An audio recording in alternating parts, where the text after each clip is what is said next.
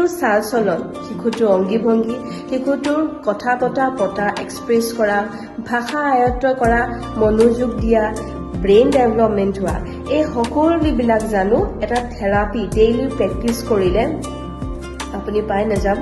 আপুনি এটা দৰৱৰ পৰাই সেই সকলোবিলাক ইম্প্ৰুভমেণ্ট আপুনি পাব।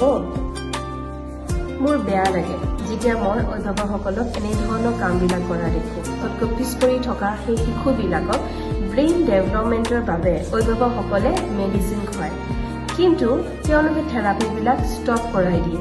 মেডিচিনৰ ছাইড এফেক্টবিলাক অভিভাৱকে গুৰুত্ব নিদিয়ে, লক্ষ্য নিদি বয়স পাৰ হৈ যোৱাৰ পিছতো, ইনফেক্ট বাচ্চাটো 5 years 6 years ডিলে হৈ যোৱাৰ পিছতো এতিয়াও মেডিচিনৰ ওপৰত ভৰসা কৰি থাকে।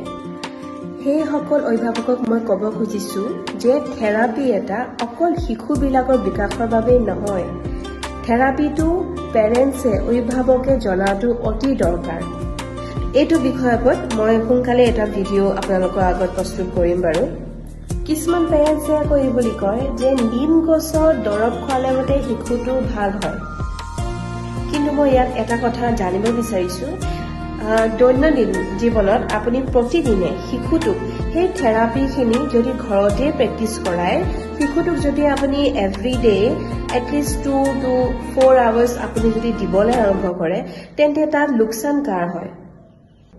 আপুনি ঘৰতে চেষ্টা কৰকচোন, প্ৰতিদিনে শিশুটোক আপুনি থেৰাপি দিব আৰম্ভ কৰকচোন। আপুনি নিজেই এটা ভাল ৰিজাল্ট পাবলৈ আৰম্ভ কৰিব।